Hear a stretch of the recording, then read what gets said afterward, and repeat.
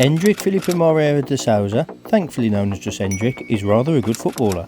He scored goals for fun in youth tournaments and in the middle of 2024 is moving to Real Madrid. So how?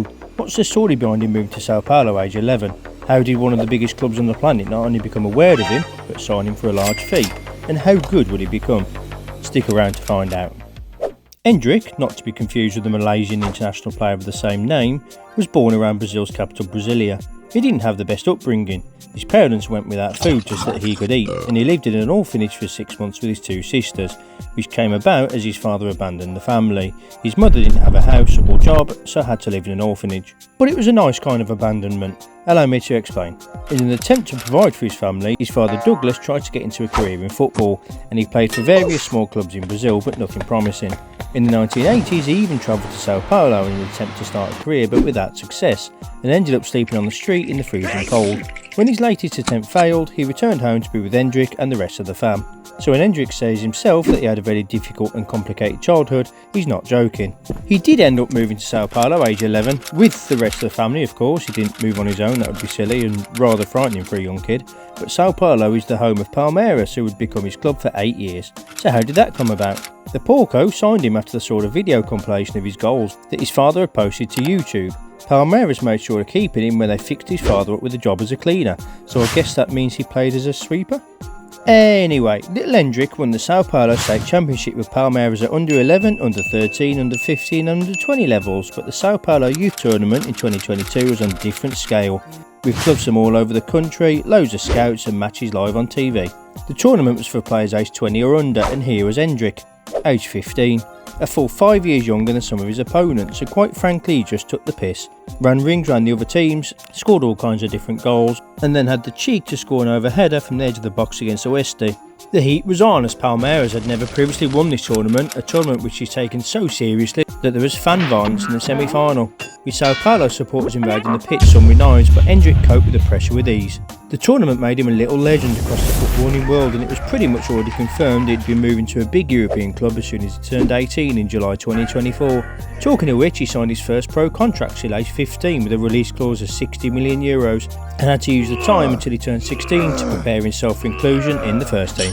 The Big Green, were aware for some time that they had a special talent on their hands. He showed he was too good for the under 15 and under 17 teams, and there were demands from fans for Palmeiras coach Abel Ferreira to take Endrick to the Club World Cup. But the trophy is a bit of a club obsession, so how did Ferreira respond to these calls? He replied that at his age, Endrick would be better served by a trip to Disneyland, although I'm not sure why, he's not big enough to go on any of the rides. But towards the end of the league season and the title practically in the bag with the pressure off, at the end of October, Ferreira decided to unleash Endrick on the world. He'd already been loitering around the first team squad, but he took his chance naturally. He ended the season with 5 appearances and 3 goals. Endrick was here. By this point, many top teams were queuing up to get a piece of the Endrick pie, and it's no wonder. After joining Palmeiras age 11, he scored 165 goals in 169 games for the youth team, which is bonkers. But he chose Real Madrid as he trained in a Real camp age 8 and grew up supporting them. And if that connection wasn't enough, he's also contracted to the same agency as Vinicius Jr. But it could have ended differently for Endrick. Very differently. You see, Chelsea tried to sign him as a 16-year-old, and owner Todd Bowley pulled out all the stops. They had the family over for a visit to Cobham and Stamford Bridge, and even arranged what school he'd go to, what house the family would live in, and even the church that the family would attend. The family went to a match against Arsenal, met the coach and some of the players such as Aspilicueta, Jorginho and Thiago Silva, and he was very close to signing. His parents even really liked London, and the weather isn't a problem, as Endrick himself said he really likes playing in the rain, which is odd. So where did it all go wrong for Chelsea? Allegedly, Todd backed out because the price they'd have to pay for Endrick would inflate the market. Endrick gave them a big middle finger by signing for Real Madrid a month later for the same fee as his buyout clause. Palmeiras president Leila Pereira described the deal as the biggest negotiation in the history of Brazilian football. Endrick was the best player in Palmeiras' title win, the second league win in a row in his career, which is already more league wins than Ronaldo, not including state championships. With his 11 goals, he became the first player under 18 to reach double figures in the Brazilian league, since Neymar, who managed to stay on his feet long enough to score 10 in 2009. His season didn't get off great, and to top it off, Botafogo of all teams were topped by 13 points at the halfway point. But the Endrick hype plane really took off in November 2023 when Palmeiras were 3-0 down at half-time to Botafogo. Endrick scored twice in the second half and was seen ordering his teammates to give the ball to him on the way to a 4-3 win. Palmeiras then went on a run of 8 wins in the last 11 to win the title, and Endrick was their top scorer during this run. So, are Brazilians getting carried away with Endrick? Yes. Lilinha, who at one point was the next big thing and ended up playing for Montevideo Yamagata, said, "The kid is complete, just give him a shirt and send him out to play." But we know that the mental side can be complicated. I was very happy when Abel didn't take him to the Club World Cup, it would have been too soon. He's so young, better to take it one step at a time. R9 heaped a load of praise on him when he said, "I see him with the potential to be the new phenomenal. He's very strong and has incredible talent. But he's young and we need to see how he's going to develop as a professional." Legend has it that moments after saying this quote, Ronaldo broke his knee. And he started his international career with a bit of a bang too. He started in the youth teams in the 2022 WONDERKID tournament against Mexico and scored. He also scored in the final against Argentina. We'll just overlook the fact it was a total fluke as the keeper smashed it in off his penis, but many of his opponents were at least a year younger than him, and Brazil won the tournament for the second time in their history. He was picked for the World Cup qualifiers in 2024 aged 17 and came on as an 80th minute sub against Colombia. At 17 years 118 days, making him the 4th youngest player to play for Brazil, behind Pelé, Edu and Coutinho.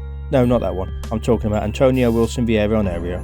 In March 2024, he came on as a sub in the 71st minute and scored his first international goal on his 3rd cap against England. Of course he did, it had to be England, didn't it? Making him at 17 years 246 days the youngest male player to score a goal for club or country at Wembley. He scored his 2nd against Spain 3 days later. Then just days after that, he capped a decent week by scoring the winner in the state championship semi-final against these to put Palmeiras in the final. As he approaches the end of his time at Palmeiras, he's even learnt new languages to help him in his career. He's set a goal for himself to learn 5 of them, one of which is sign language. He says he wants to be able to speak to everyone. I'm not sure how he'd play with a deaf teammate if that's what he's thinking, but one thing's for sure, he speaks to football fans with his ability. Talking of which, what makes him so good? He's not particularly tall, he's very young and he's very left-footed. Well, he's built like a brick shithouse with a low centre of gravity.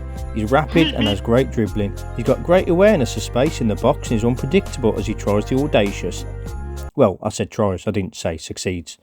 He scores goals of all types, such as a well-timed running header against Atletico Paranaense, the overhead kick against Oeste, the fluke against Argentina, this quite frankly ridiculous effort, and is a natural finisher as evidenced by his excellent first-time finish in the final of the Copinha.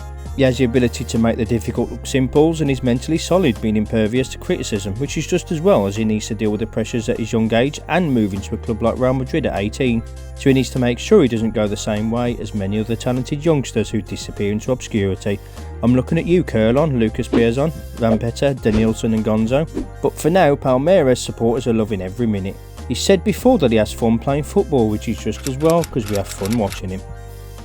And that's it, thanks for watching. Watch one of these on screen as they're awesome in my opinion. This one is a look at why Santos aren't very good anymore and got relegated. And this one is the story of another young awesome player. Please watch it as it shows me some love. Also drop a comment, let me know your opinions of Endrick, but hope you enjoyed and see you in the next vid.